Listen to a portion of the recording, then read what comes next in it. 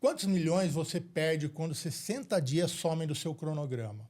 Quando licença, manchete ou stakeholder trava. Dá para virar vantagem isso. O meu convidado é o José Augusto de Souza Júnior, o cara que transforma a exigência em vantagem competitiva.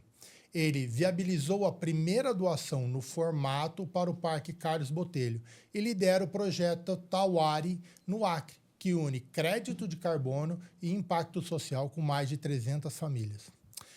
Vamos falar sem juridiquês, KPIs, cronograma e caixa. Tudo para que insights no seu negócio e também você possa conhecer outras oportunidades que estão à sua volta.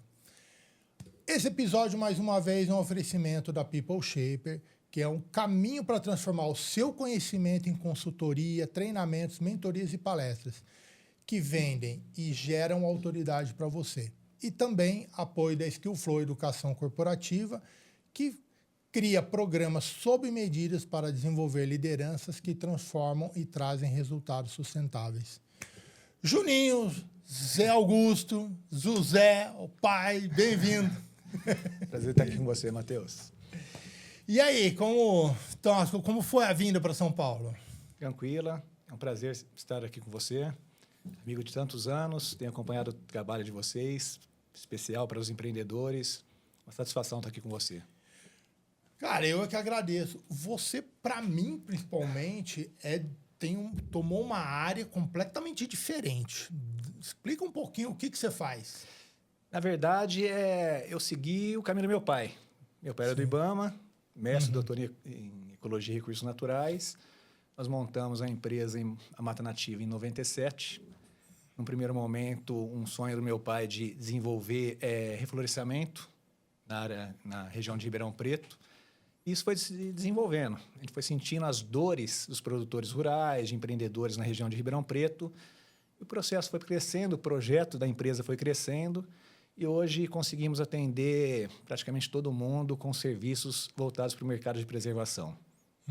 Isso que eu acho legal, né? A ideia é nascer de uma coisa, né? E depois ela se evoluindo e crescendo. E faz muito mais do que aquela ideia inicial. Eu acho isso fantástico quando uma empresa consegue fazer isso. E aí vem, o que a exigência ambiental virou, como fazer ela virar vantagem competitiva? Bom, o Brasil, o meu sentimento é que o Brasil começou a mudar a partir da Constituição de 88. Sim. Nós tivemos uma das primeiras Constituição Federal do mundo realmente sustentável. Isso facilitou esse desenvolvimento dos problemas ambientais em soluções sustentáveis, né?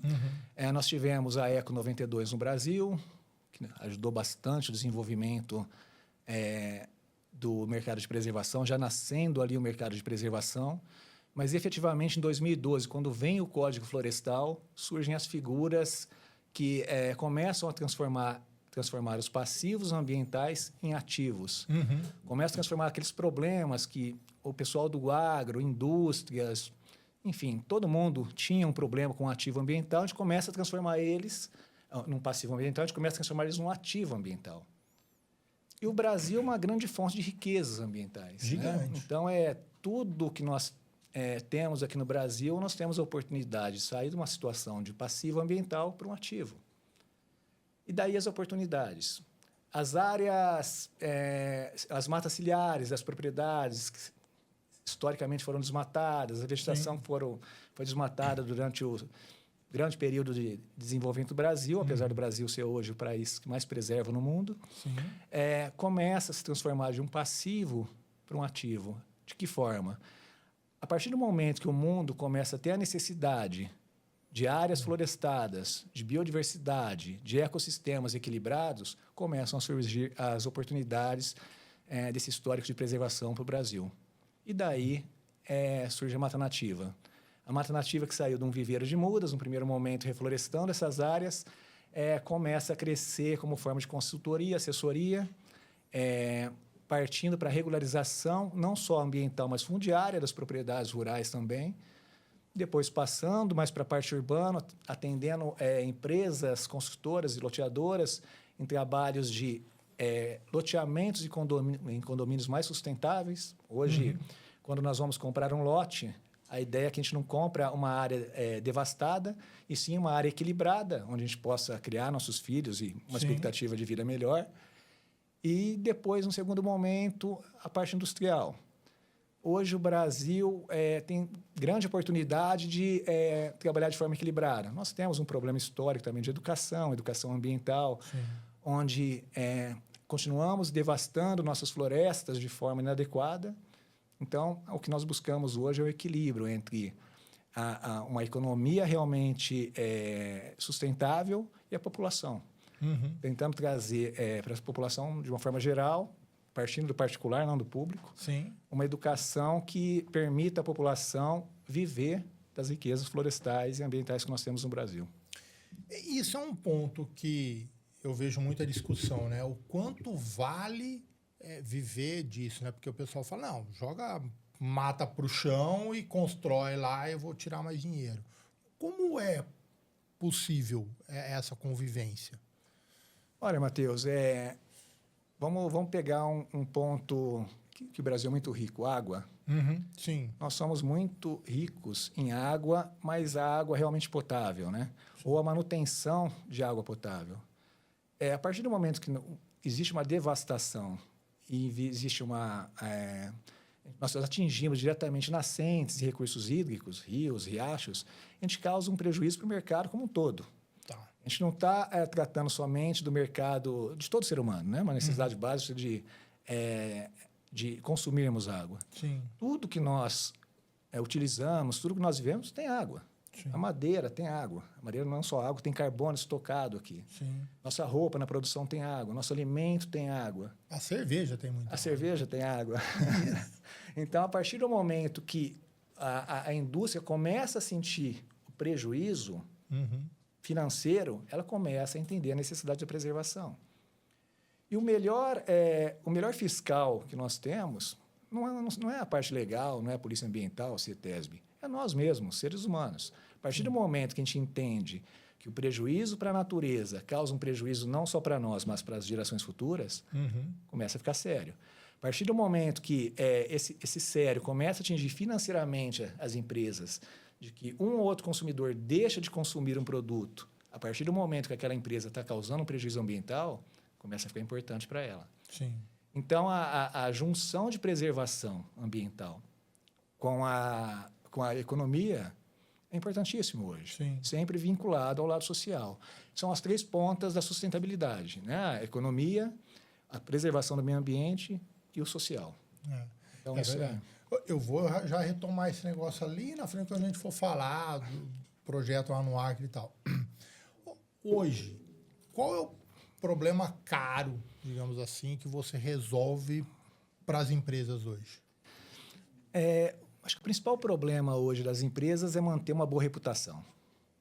Então, a partir do momento que nós conseguimos sanar ou transformar aquele passivo num ativo, a gente está mantendo a reputação ambiental da empresa. Em valores, isso é muito importante. Eu vou citar um caso nosso. Você citou o projeto Tauari agora no Acre, né? Quando nós vamos desenvolver o projeto no Acre, adiantando também um pouco a nossa pauta, nós temos 300 famílias de ribeirinhos dentro dessa propriedade que nós compramos, que vivem exclusivamente da floresta, mas de uma forma predatória. Eles tiram a madeira da floresta ou caçam os animais para garantir a sua alimentação. É uma segurança alimentar dessas famílias. E como essas famílias vivem? Eles têm o boizinho deles ali, ou plantam uma mandioca, bem simples.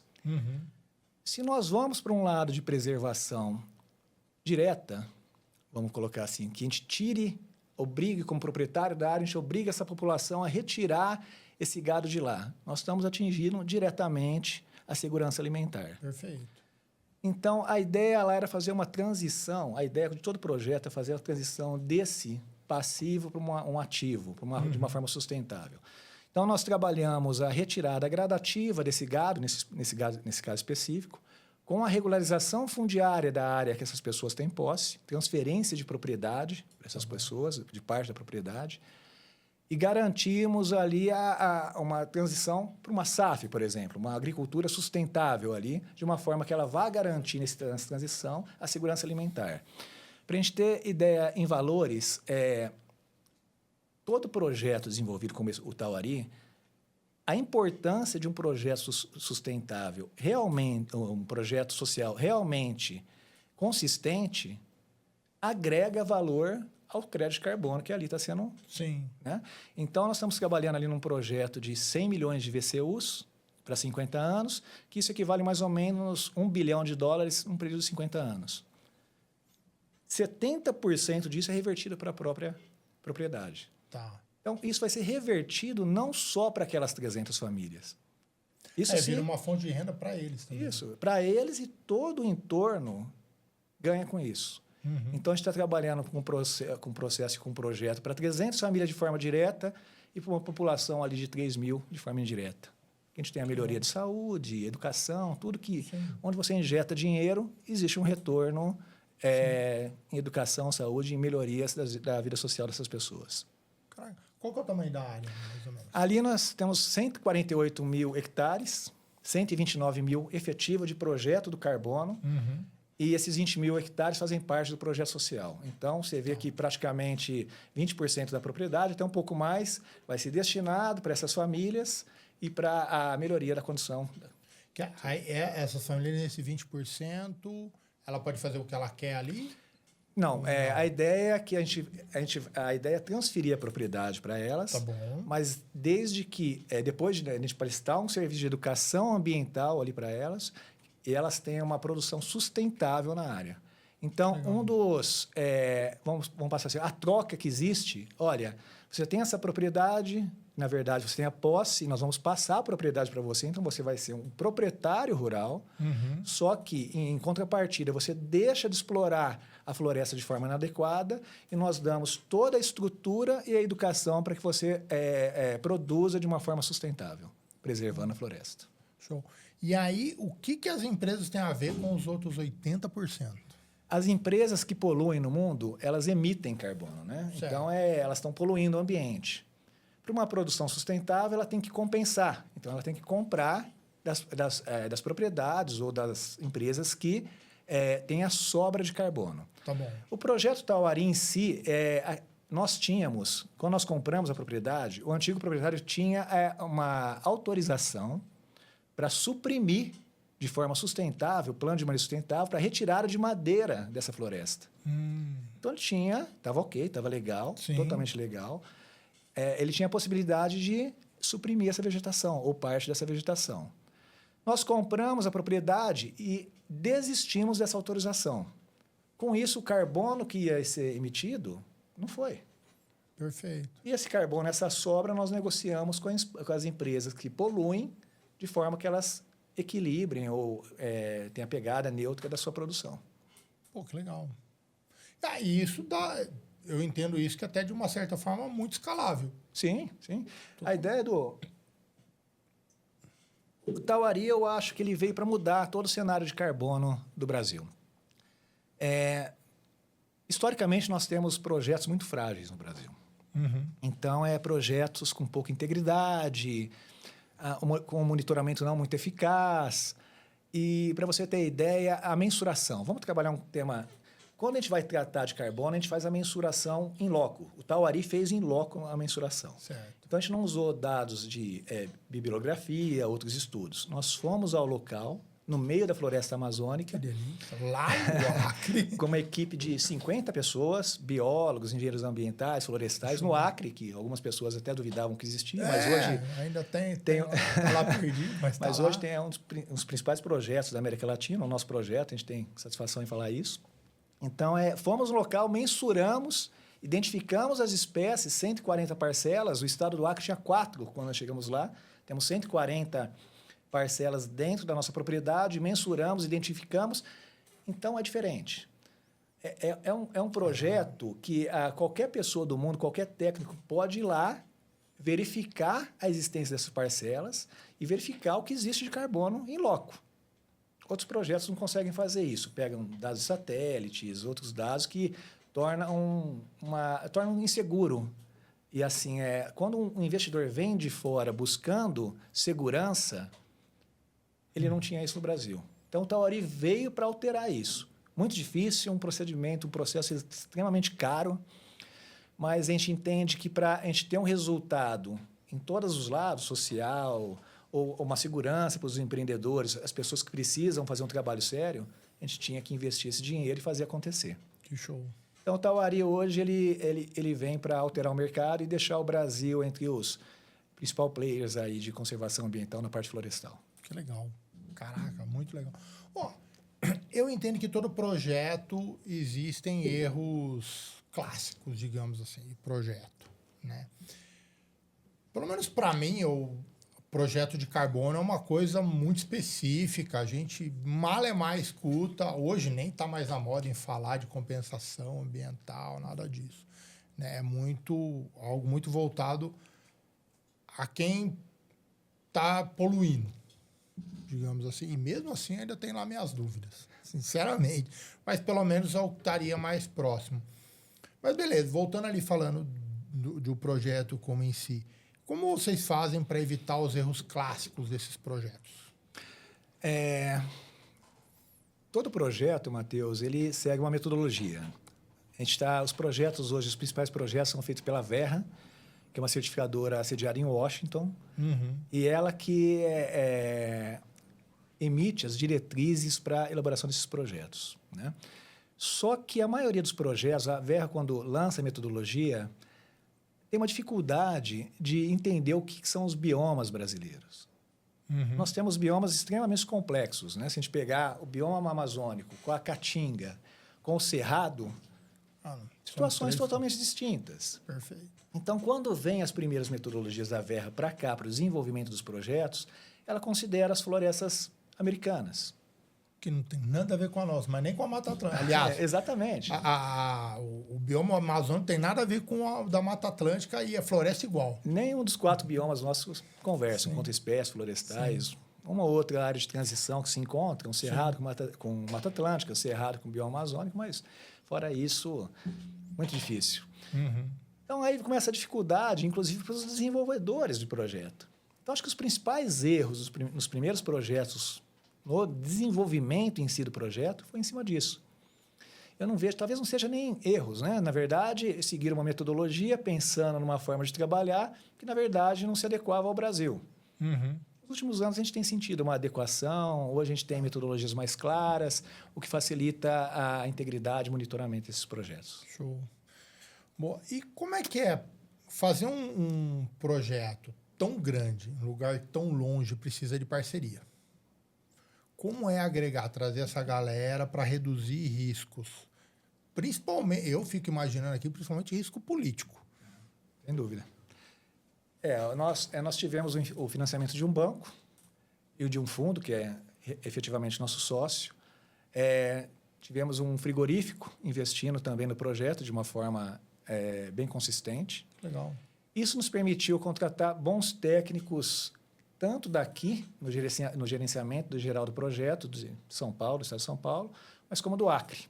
A Universidade do Acre, muitos dados, deu um certo suporte também, mas a gente montou uma equipe lá com quase 50 pessoas, engenheiros ambientais, biólogos, pessoas olhando tanto para a parte florestal quanto para a parte de biodiversidade, animais. Então, foi um estudo muito completo. Os riscos ambientais, Matheus, existem. Não só ambientais, mas como fundiários. No bioma amazônico, historicamente, a gente tem um problema fundiário. A gente não tem a segurança jurídica das propriedades.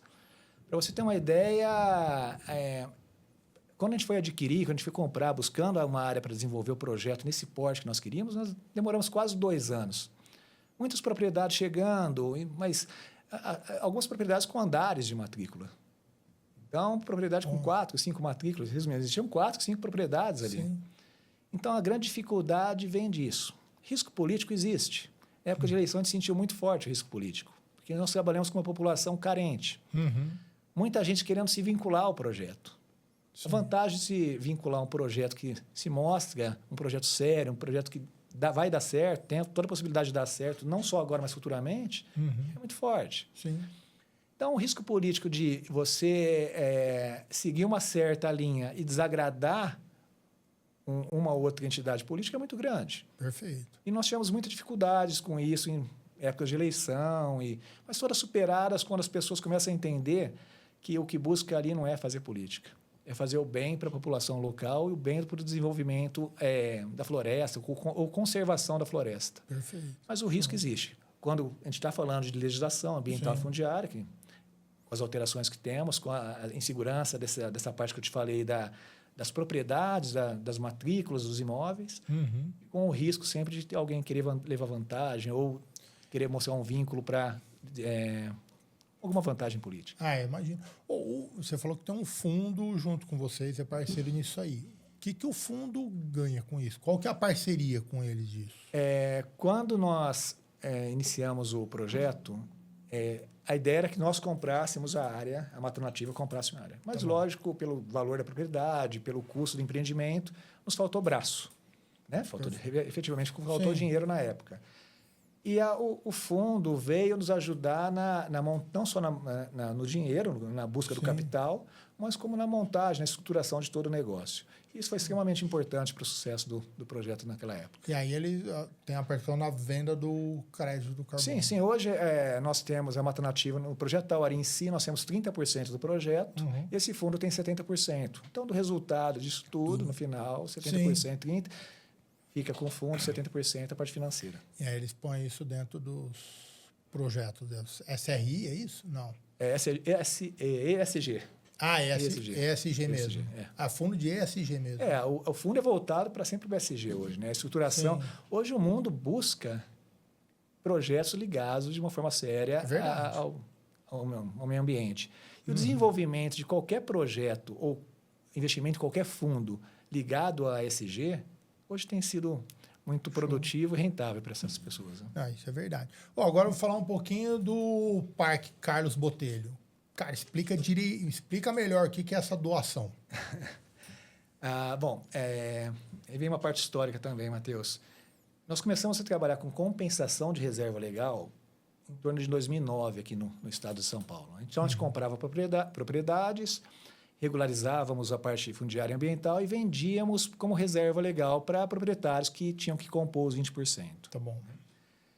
Essa propriedade nós compramos ali em 2016. Em Sete Barras, do lado do Parque Carlos Botelho. E aí começou o Código Florestal, existe uma previsão de cotas de reserva ambiental. O que é a cota de reserva ambiental? A cota nada mais é do que um título nominativo. Né? Então, a pessoa adquire o quanto, não em terra, mas no tanto equivalente em vegetação. Então, a pessoa precisa compor os 20% de reserva legal aqui no estado de São Paulo, acaba estruturando uma forma que mantém a sua área produtiva e compra uma área em outra propriedade. Isso. É aquela história dos 20 e 80, né? Que quando tem um terreno, ele pode desmatar 20% e 80% não. Isso. Né? Se ele desmata mais do que 80%, ele precisa comprar uma outra parte para preservar. Exatamente. Certo? Aqui no estado de São Paulo é o contrário. 80% na Amazônia, 20% pode produzir. Aqui em São Paulo, ele pode produzir em 80% e deve conservar 20%.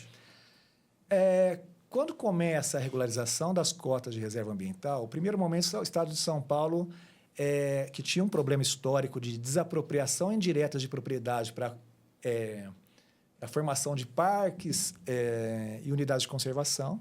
Né? Então, o que aconteceu historicamente? Você tinha uma propriedade, o estado de São Paulo chegou, vou te desapropriar para manter o parque, só que eu não vou te pagar. Então, foi uma desapropriação indireta.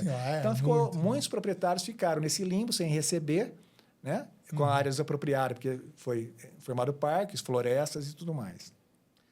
Em 2018, 2018, começa a surgir aqui no estado de São Paulo a primeira legislação para regularizar essas propriedades dentro de parque. Tá. Então, o estado de São Paulo ia lá para os proprietários dentro de parque e falava, olha, nós vamos realmente adquirir, nós vamos tomar posse da sua área, mas nós não vamos te pagar, nós vamos te dar em cotas de reserva ambiental, dentro da área do parque. E aí, chuva de processos judiciais e tudo mais, mas, no fim, foi se regularizando isso. A nossa propriedade estava fora do parque. Então, é uma propriedade particular, que não tinha processo nenhum, e a gente entendeu por bem que a gente faria um bom negócio, na época, de doar essa área para que fosse aglutinada no Parque Carlos Botelho em troca de cotas. Tá. Então, esse é o formato. Porque quem que é o proprietário louco que quer doar Sim, para o parque, para um parque em troca de pronto. cotas? Fomos nós. Mas nesse trâmite, os estudos que vieram junto e toda a movimentação que teve na ampliação do Parque Carlos Botelho foi de grande valia para nós. Porque, no fim, a gente começou a trabalhar de uma forma concreta um projeto particular de ampliação de um parque na qual o Estado não teria que nos indenizar. Sim. E as cotas nos serviriam para os nossos clientes. Qual foi a nossa grande vantagem? Nós, como empresa de meio ambiente, nós tentando regularizar propriedades rurais dos nossos clientes, nós começamos a negociar essas cotas diretamente com os proprietários que precisavam compor a sua área de reserva legal. Certo. Né? Qual que é a vantagem disso aí? Quando o proprietário compra uma cota dentro da área de um parque, ele não precisa cuidar dela. O responsável é o próprio Estado. Se ele compra uma área de terceiro, se pega um fogo, um desmatamento, é uma responsabilidade objetiva. O proprietário tem que ir lá reflorestar e tudo. Então, a vantagem é muito grande. Ele compra uma cota, compõe a sua área de reserva legal, continua produzindo Onde ele está e cumpre a parte de adequação, regularização ambiental e fundiária da sua propriedade. Legal. E qual que é o ineditismo nessa doação? É esse o ponto? É a criação não existia legislação que previa isso. Tá né? bom. Então, todo esse procedimento de doação e criação de cotas fora da área de parque, porque, na verdade, cotas que depois foi aglutinado, foi o primeiro, a nível de Brasil, foi o primeiro nesse formato. Um proprietário particular, por vontade própria, doa para o Estado, num projeto de ampliação de uma unidade de conservação extremamente importante, a área particular, deixando de lado a produção. Baita negócio. Na época, Não, pelo menos eu acho, eu não estou no negócio. Na época foi meio no susto. Na verdade, foi uma vontade. Eu tenho um certo problema, Matheus, com o não. Então, quando eu e minha sócia, na época, numa reunião junto com o presidente da Fundação Florestal, e quando surge essa figura de regularização dentro de parque, eu falei, mas por que não fora de parque? Não pode existir fora de parque isso, a gente não pode... As áreas contíguas não podem ser aglutinadas. Benefício do meio ambiente, benefício das empresas e benefício do produtor rural. Sim, é muito melhor. E aí, naquele não, a gente começou a desenvolver esse projeto junto com a Secretaria do Meio Ambiente do Estado de São Paulo. Então, isso foi extremamente agradável e de crescimento para os dois lados. Esse projeto público-privado de formatar esse tipo de projeto foi bem bacana na época, bem bacana. Desenvolvimento de legislação, resoluções e tudo mais, que na época terminou com um decreto do então governador Rodrigo Garcia. Rodrigo Garcia? Rodrigo Garcia era vice, se não me engano... Não sei nem quem que é. Agora não me lembro quem que saiu. Foi na transição de uma eleição, 2020 talvez. Saiu o governador para fazer a reeleição. E ele entrou. Nossa, cara, me desculpa, mas... E assinou o primeiro projeto ambiental, grande projeto ambiental desse nível em São Paulo. Show. Pensando em projetos, né, que você... Todos os projetos que você já pegou, de clientes e tal. Tem um que é um bom case que você fala, cara, esse deu trabalho, esse eu tive que fazer medida que não agradou ali todo mundo, mas para conseguir destravar e fazer a coisa acontecer? Sem dúvida, o Tauari. Tauari, quando nós chegamos na propriedade, né, com 300 famílias lá, quando você fala para as pessoas que você vai ter que mudar a forma dele viver, dele Primeiro produzir. que você fala assim, você não é mais dono daqui onde você mora. Na verdade, é um susto para eles também. Claro, Quando óbvio. existe um novo proprietário na área. Sim. Você chega, qual que é o receio deles? Vai me expulsar da minha propriedade, vou sair daqui, poxa, eu tenho filho, eu tenho produção e tudo mais. Então, esse foi um grande desafio na época. A comunicação com essas pessoas e a criação de um contato ali de confiança, até que eles olhassem para o projeto e falavam, poxa, isso é sério, eu tenho a possibilidade de mudar a minha vida, eu tenho a possibilidade de melhorar a vida dos meus familiares, dos meus filhos e das próximas gerações. Isso foi um grande desafio na época. E eu imagino. É mudar tudo do cara que não tem a mínima ideia do que está acontecendo. Para ele é exatamente isso, vão tomar o que eu tenho. E a partir do momento, Matheus, que a falta de conhecimento. Se a gente pegar, a gente não é a falta de conhecimento do ribeirinho em si. A grande maioria dos brasileiros discute meio ambiente, mas não entende o que está se discutindo, né? Sim. Então, a partir do momento que você chega em um local com um grande projeto, né? O que eles estão olhando? Ah, o pessoal da Faria Lima, o pessoal de São Paulo vem aqui para nos explorar. Então, é um receio, né? Uhum. Você chegar com um discurso de que você vai regularizar a propriedade deles, que você vai melhorar a condição dos filhos deles, que você vai reformar postos de saúde, escolas que estão no entorno de uma forma que o filho dele e a família tenha uma melhor assistência de saúde e educação. Parece um discurso político. Sim. Quantas vezes essas pessoas não são recebem informações equivocadas de políticos que não se cumprem? Sim. Né?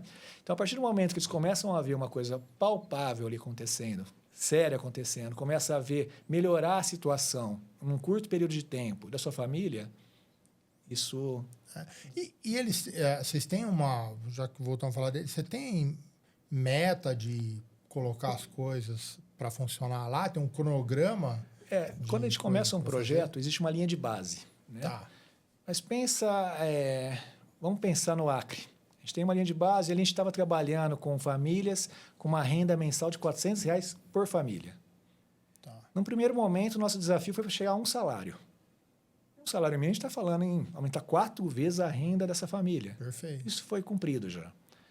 Mas as nossas metas não são grandes metas, mas são metas palpáveis, que eles sintam ali a mudança, como, por exemplo, ali melhoria, reforma da escola, instalação de ventiladores. O Acre é extremamente quente e úmido, então já mudou a situação. Melhoria, investimento ali no posto de saúde. Aí vem o contato político, uma dificuldade, porque a gente não chega no posto de saúde e faz qualquer doação, a gente tem que ter um contato, uma autorização e tudo mais.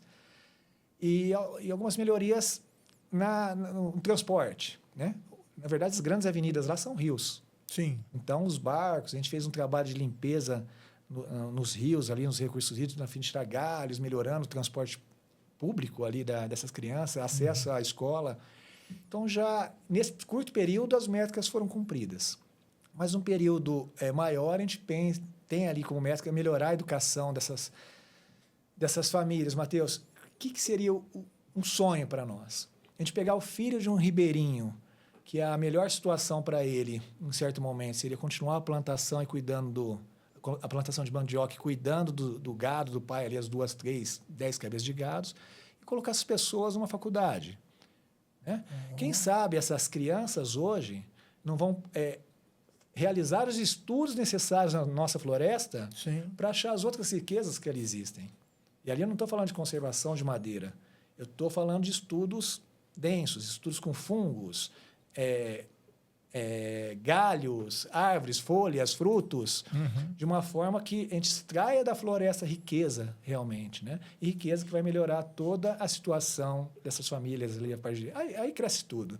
Sim. É uma bobeira a gente pensar que a gente conserva o meio ambiente sem o lado econômico, né? Então, o investimento nessas pessoas para que elas ganhem dinheiro com as riquezas da floresta e melhorem a situação regional, isso é palpável. Né? Não existe a gente tem vários históricos no Brasil de várias entidades investindo de forma pontual em alguns projetos, mas que não vão para frente. Verdade. Isso, a gente tem que criar esse ciclo, né? Esse ciclo virtuoso dentro das propriedades, de forma que o Brasil realmente alcance esse nível de uma nação sustentável. Caraca, mano. Que louco, que show. Que show. E aí eu vou fazer uma pergunta mais para o lado que sustenta tudo isso. Né? O Tauara é um grande projeto, tem toda a parte econômica que ajuda a sustentar isso aí. Quais são as metas desses outros 80% do terreno ali? Hoje, a nossa meta principal, a meta principal do projeto é a manutenção dessa floresta. Tá. Isso é extremamente difícil lá. Para você ter uma ideia de grandeza do projeto, nós estamos falando de uma área da propriedade do tamanho do município de São Paulo. Então, nós temos o município de São Paulo preservado. Caraca. Você entendeu o que são 148 mil hectares? Então. Obrigado por esclarecer. Então, a dificuldade está aí. Porque, culturalmente, tirando essas 300 famílias, nós temos outros tipos de intervenções externas. A gente não vai ter o ribeirinho ali que está dentro da nossa propriedade extraindo madeira. Sim. Mas a gente vai ter o cara que vem de fora, extrai uma madeira para vender de forma ilegal. Uhum. Então, a nossa grande dificuldade hoje, e o principal meta, é a manutenção da floresta. Tá. Passado isso, vem todos os estudos pertinentes. Aí a gente vai ter tornar a propriedade elegível a pagamentos de serviços ambientais. O que são os pagamentos de serviços ambientais? Conservação adequada de água, conservação adequada de solo, melhoria de clima. Isso já está embutido no nosso projeto pela conservação, mas existe sempre uma forma e projetos para melhoria de clima. Melhoria da fauna em si, né? Conservação e melhoria. E você imagina o que nós temos de animais ali, né? Cara, para mim tem tudo. Uma cidade tamanho de São Paulo. Pois é. Tem de Não, para você ter uma ideia, com a implantação do projeto, evitando o plano de manejo, nós evitamos a implantação de estradas dentro da propriedade que daria para vir de São Paulo até a nossa propriedade. Caraca, né? Você vê o tamanho da propriedade. Então, é um grande projeto. Ali é um grande projeto com metas grandes e sempre assustadoras, inclusive para nós. Eu imagino. Mudando de assunto, o que é EUDR? A EUDR, a União Europeia está tentando implementar aí uma verificação nas cadeias produtivas para evitar que chegue até a Europa matéria-prima ou produtos que vêm de desmatamento ilegal. Tá. Se eu não me engano, tinha uma meta em 2022, foi prorrogado até agora, mas efetivamente é bem difícil esse controle, né? Imagina. Para o Brasil pode ser até o lado bem vantajoso, porque a gente consegue equilibrar, tratando adequadamente as nossas riquezas ambientais, a gente consegue evitar o desmatamento ou diminuir o desmatamento, evitar uma palavra forte pela nossa cultura, mas evitar ou diminuir o desmatamento de uma forma que a gente tenha créditos de carbono, de biodiversidade e afins suficientes para que a nossa produção que vá para a Europa não precisa pagar o imposto que é pertinente a essa UDR e consiga compensar aqui mesmo. E a sobra pode servir para os nossos para outros produtores aí que têm a necessidade de exportar para a Europa se utilizar esses créditos produzidos no Brasil. Por enquanto, ela está garantida que entra a valer no começo do ano que vem ou já estão achando que vai... Olha, a ideia... A Europa tem alguns países, né, principalmente França, eles são bem rígidos quanto à implantação e até pela preservação dos produtores de lá, né? Da vantagem na competição internacional de produção e tudo mais. Eu acredito que é cedo para a implantação e implementação de uma lei desse tamanho. Né? Porque, se a gente for pensar, não a nível Brasil, mas a nível mundial, dos produtos que chegam na Europa, um controle real de toda a cadeia produtiva, para você ver de onde vem uma madeira de um desmatamento ilegal, é extremamente difícil. O controle é difícil, o monitoramento é difícil. Você acompanhar uma cabeça de gado lá do produtor, lá no Paraguai, que é menos fiscalizado, menos monitorado.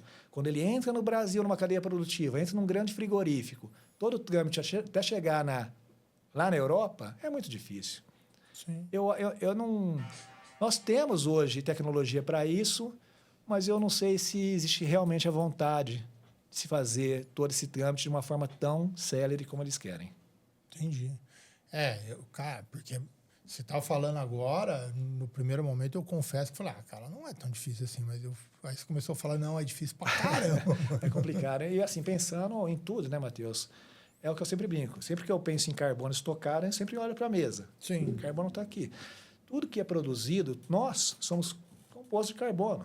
Sim. A emissão, o controle.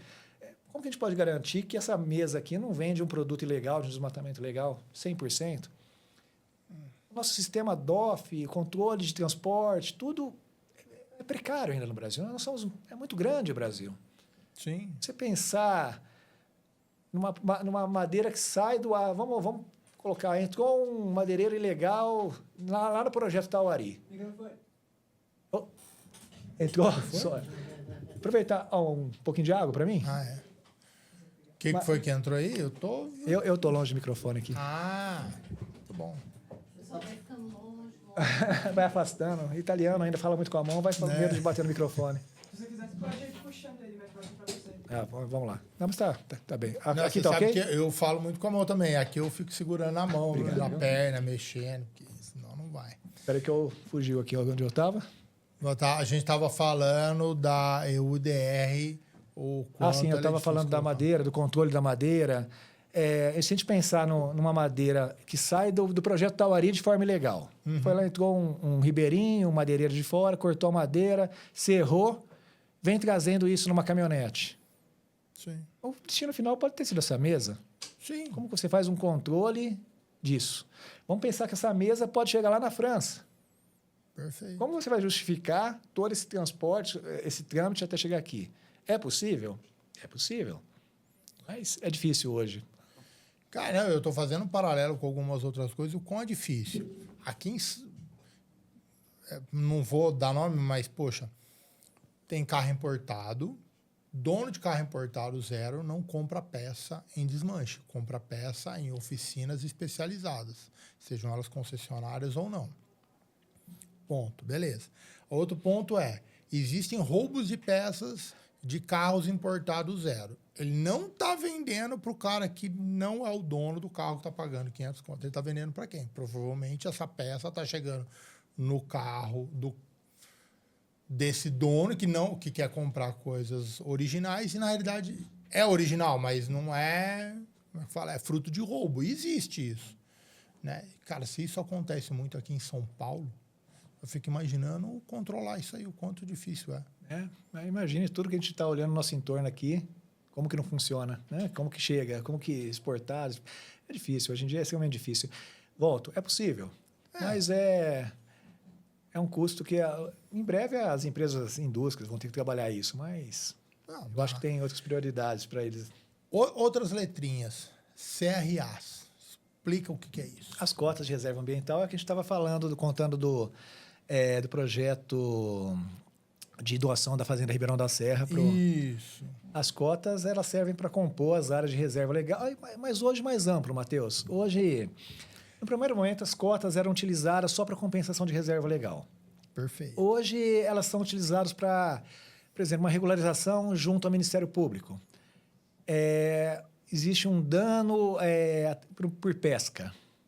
Um caso bem visual para a gente. Como você vai reparar esse dano? Né? Você pegou lá um pescador numa época de Piracema, na nossa região lá de Pirassununga. Sim. Nós temos lá os pescadores ilegais. Pegou o pescador lá, uma empresa ou um desinformado final de ano, ele é pego pescando. Como reparar esse dano? Sim, porque o peixe já era. Pois é. Morreu. Essa pessoa, esse acordo entre os órgãos públicos e o autor ali do delito pode ser feito através de cotas. Ele doar X cotas para uma compensação pelo dano ali que efetivamente foi causado. Então, as cotas servem para isso, servem para loteadores. Né? A gente sai dos 20% de área que o loteamento precisa ter, mas a gente tem ali algumas situações que envolvem uma certa degradação. Por exemplo, a transposição de um córrego para uma... Como compensar isso se os 20% do loteamento já está ok? Geralmente, o pessoal fazia através de plantio em áreas públicas. Mas, efetivamente, muito baixo o nível de sucesso e caro desse tipo de compensação. Pode ser feito através de cotas de reserva ambiental em parques ou propriedades particulares. Existe a opção dele não fazer a cota? Ele pode fazer um reflorestamento, como eu disse, em áreas públicas. E aí é o que vai sair bem mais caro. A gente parte de uma situação... Vamos pensar uma situação de uma área de preservação permanente, uma mata ciliar, perto de uma comunidade. A gente sabe que ali existe uma degradação, existe um campo de futebol, uma área ali que a população usa para alguma coisa, até de lazer, pela falta de estrutura de lazer. Quando você faz a implantação de um reflorestamento ali, ou a pessoa retira essas mudas, o que gera a obrigação desse novo empreendedor de replantar isso até que a floresta pegue, criando um custo muito grande. Tem um problema trabalhista, o cara está lá reflorestando essa área, o cara vai lá, planta, tem que ter os funcionários, acabou o plantio, o cara pode machucar alguma coisa, riscos trabalhistas. A cota, o cara simplesmente pega, transfere para o Estado, cumpre o seu termo de compromisso e finaliza. E hoje, você estava falando desses outros riscos, né? Eu lembrei muito do meu dia a dia nos riscos financeiros, mercado e assim por diante. As empresas hoje, quando elas colocam, elas têm esse risco natural, sei lá, risco da natureza, não sei como é que pode falar no negócio delas. De degradação ao meio ambiente? Degradação. Sempre, né? Nós aqui estamos degradando o meio ambiente. Né? De uma forma ou de outra, a gente acaba degradando. Não, sim, mas eu estou falando, mas elas têm esse risco no DRE deles ali? Vocês consideram esse risco na produção? Na produção, hoje é olhado. Hoje, a questão reputacional de uma empresa e mesmo os processos, evitar processos junto ao Ministério Público, isso é prejuízo, né, Matheus? Embargos. Imagina uma indústria se implantando numa área inadequada ou numa área que existe um risco de erosão ou contaminação de uma nascente. A paralisação de uma obra gera risco. Ou você pensando a nível... A gente estava falando da União Europeia.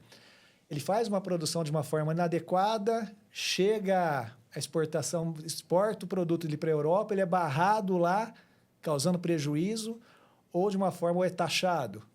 Então, a parte ambiental hoje ela é olhada com bastante carinho pelas empresas, e deve ser. Cara, e agora eu pensei numa coisa. Aquelas 2 barragens que estouraram lá em Minas. Cara, aquilo lá devastou, pensando em ecossistema, não só em famílias, desgastou um monte. Como é que isso, efetivamente, estão sendo cobrados por isso? Olha, Matheus, ou deveria, né? Não sei. Estão sendo cobrados esses dias eu estava acompanhando até uma decisão do STF sobre processos que foram... As pessoas entraram com processo fora do Brasil para buscar indenizações de algumas empresas. A lama chegou no mar. Sim.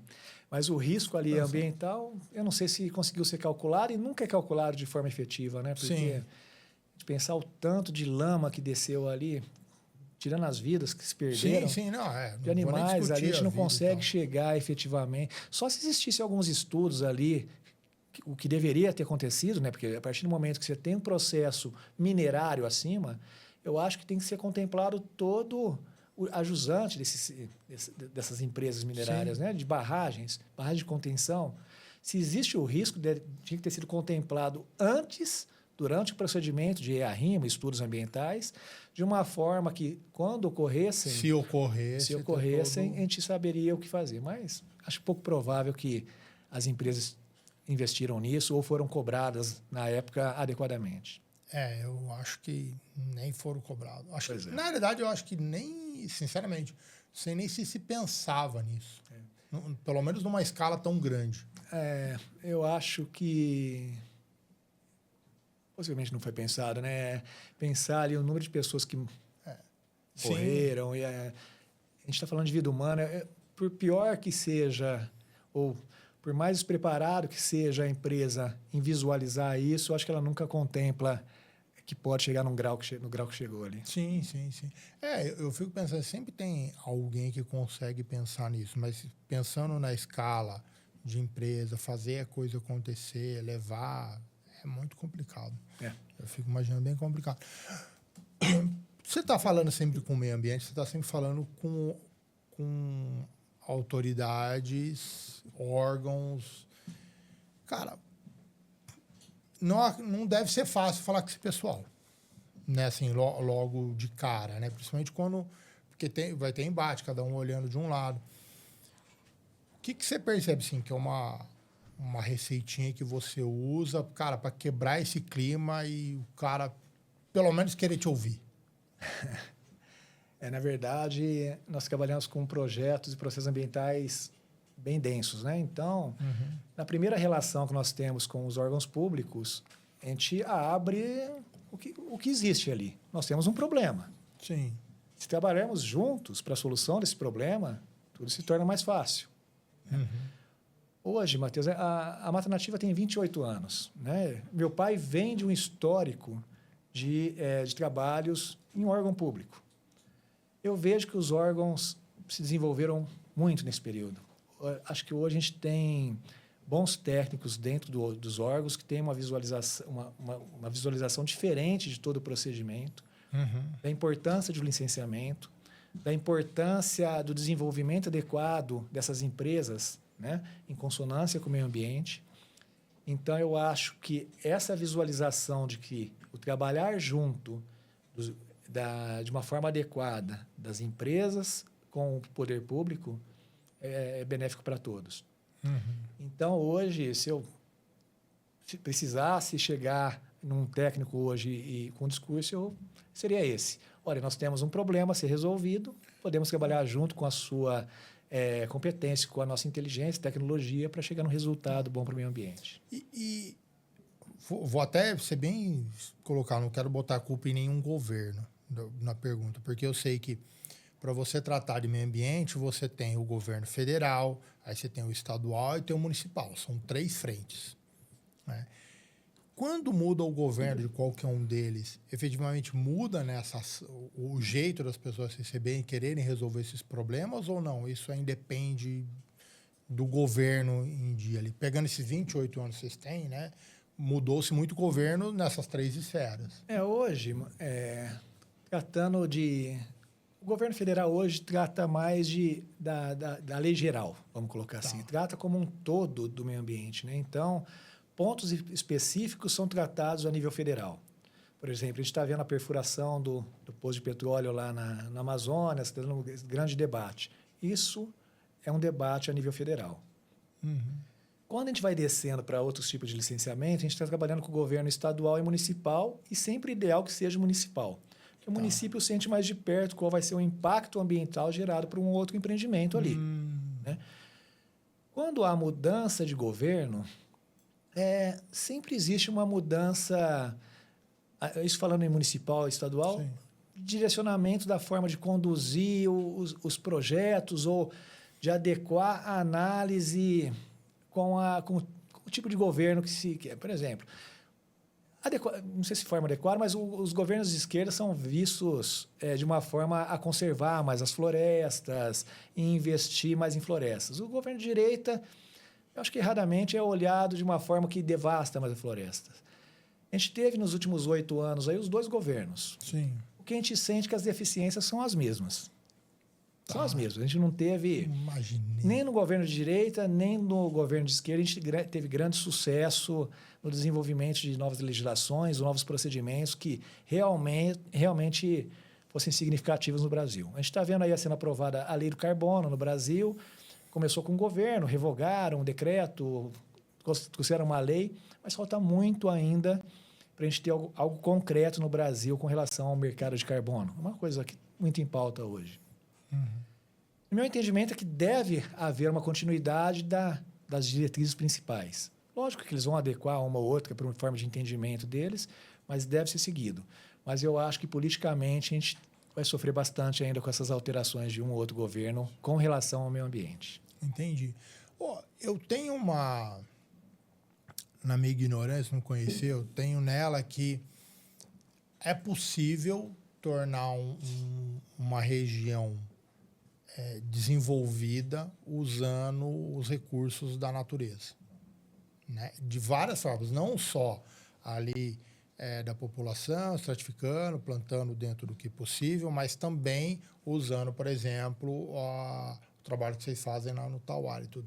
Isso é verdade mesmo ou eu viajo muito nisso? Eu acredito que sim. Eu acho que vai chegar num ponto que vai haver uma sustentabilidade. Eu acho que nós temos um grande caminho a ser seguido. Sempre que eu penso num meio ambiente sustentável, eu entendo que a gente deve olhar para dentro, para nós mesmos. Porque é fácil ser crítico. Sim. Mas como que eu sou uma pessoa sustentável? Né? Ações simples do dia a dia. Eu separo o meu lixo, eu não jogo nada na rua, eu tento usar um combustível adequado, eu tento deixar o carro em casa. O que realmente o ser humano faz para a melhoria do meio ambiente? O grande problema do planeta somos nós, seres humanos, né? E o que realmente nós estamos fazendo para mudar esse cenário? Porque é fácil eu apontar, meu vizinho não colocou lixo, mas, poxa, eu estou sendo sustentável e vou confidencial para você, Matheus. Eu mesmo trabalho com o meio ambiente, sou muito falho com relação a isso. Sim, não dá pra Nós ser fomos perfeito. criados de uma forma que a gente vive disso, de degradar o meio ambiente. Sim. Eu compro um tênis, precisa? Não, poxa, tenho vários lá em casa, precisa de mais um? Uma camisa? Poxa, a gente está, de uma forma ou de outra, a gente está degradando o meio ambiente. Uhum. Eu acho que o ser humano, e aí tratando do Brasil, Europa, um pouco mais desenvolvido, outro menos, mas eu acredito que a gente não vai ver, não. Tomara que as próximas gerações, um pouco mais conscientes, consigam chegar num nível de educação satisfatório para que tenha uma vida sustentável, consiga uma vida realmente próxima de um ambiente adequado. Que degrade o mínimo possível. Degrade o mínimo. Eu concordo com você. A gente vai degradar o mínimo. A gente sempre vai degradar. Né? Não tem jeito. A nossa vida não é dentro da selva, não é viver debaixo dela. Vamos então voltar a gente pra sempre selva. Não tem ninguém vai, ninguém quer. Pelo menos a maioria não, né? Sempre tem uns malucos que querem, mas tudo bem, Não há respeito pra caramba. Não há dúvida, não há dúvida. Mas é a questão, né? O que a gente pode fazer para reverter isso? Não é reverter, mas tentar compensar de alguma forma essa degradação que a gente faz. Eu trouxe alguns episódios atrás aqui, eu trouxe o Marcelo, ele é especialista em, como ele fala, ele é especialista em bosta, que é tratar o esgoto. Importantíssimo, né? Importantíssimo. O quanto que ele faz isso, os projetos dele são para as empresas, né? As próprias empresas. Eu falo, a grande dificuldade é a empresa ver o risco que ela tem de ela ficar sem água. Né? E ele estava falando aqui da agenda, o quanto mais perto está das empresas, que seja em São Paulo, ficarem sem água porque não tem água suficiente para a população. Né? Então, se ele não tiver... E aí, como é uma coisa a médio ou longo prazo, eu falo, cara, eu preciso garantir meu bolso agora, eu não vou gastar o dinheiro da empresa agora, né? Para fazer isso. Eu falo, essa é a grande mudança de chave, né? Porque ele fala, as pessoas têm dificuldade de ver que ela fazendo o tratamento de água, assim que ela termina, logo se paga. Né? Mas a visão das empresas não é desse investimento de médio prazo, é só o investimento de curto prazo, quanto eu vou ganhar já. E aí eu acho que eu estendo isso para tudo, né? na parte de ecologia. Exato. Essa pontuação é perfeita, né? As empresas têm essa visão de, vamos pôr, longe, está no médio prazo. Então, a visualização é difícil eles visualizarem o futuro. A gente tratando de resíduos é espetacular, né? Porque esse tipo de resíduo a gente produz todos os dias. Sim. Né? E isso de forma inadequada no ambiente, você imagina o que não vira. Viu, molecada? Vocês são tudo mais novo aqui, ó, tá ouvindo a gente aqui, ó. Tem gente se formando, tá no meio da faculdade. Tá vendo ó, a responsabilidade que vocês têm com a gente? Não é só balançar a cabecinha assim, é falar, não, vamos sim, vou mostrar pra vocês que vocês estavam tudo errado, que a gente vai fazer. Nós somos trabalhando, mas confiamos neles, né? Exatamente, isso aí. Juninho, cara, brigadão, show de bola, cara. Prazer estar aqui com você, Matheus. Cara. Prazer. E, gente, brigadão por estar aqui até agora. Siga o canal, dá o joinha que ajuda a gente pra caramba. E mais uma vez, que o Flow People Shaper Academy, muito obrigado pelo apoio de vocês, viu, gente? Até mais. Tchau, tchau.